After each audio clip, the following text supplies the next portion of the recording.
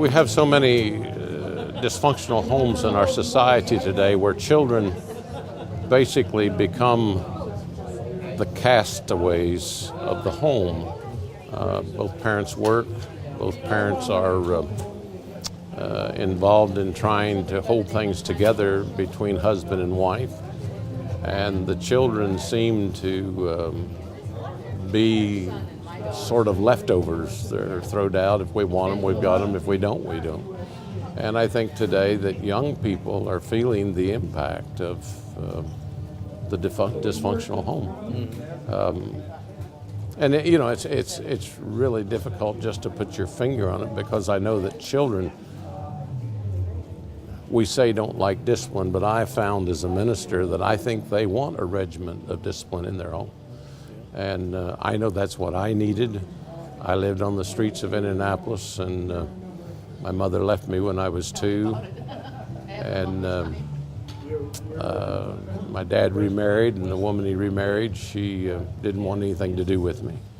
And I was taking her time away from my dad.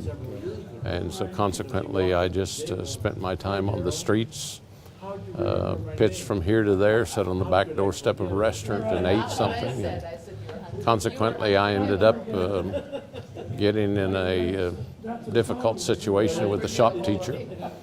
And I hit him with a 2-by-4, and that was the end of my years in public school. The judge said, you got to go someplace. So my dad was given the opportunity of 3 places, and he chose this place, although he couldn't afford it. And so what little he did have to pay, he sold his insurance and things to get the money to pay for it, because Dad wanted to make sure that I had a good home.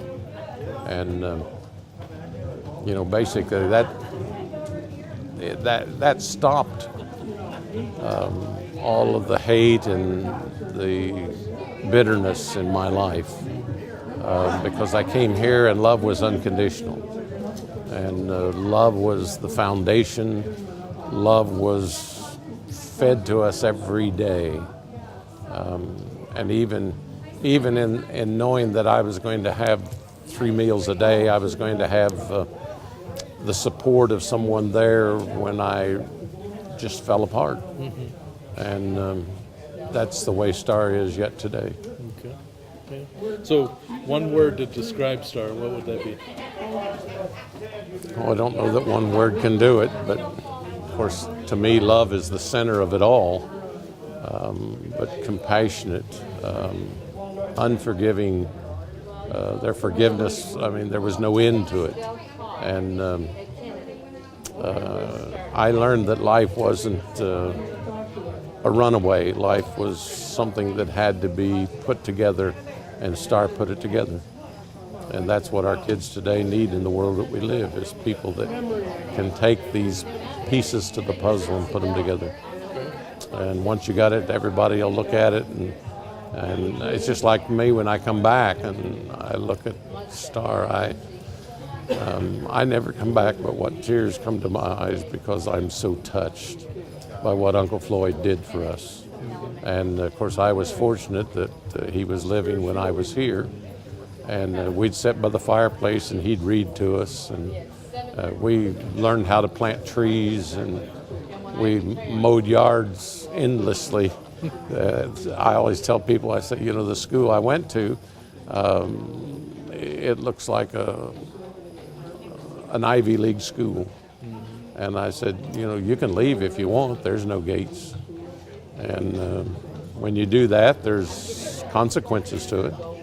But I found there's no reason to run away. There's every reason in the world to me to run to it.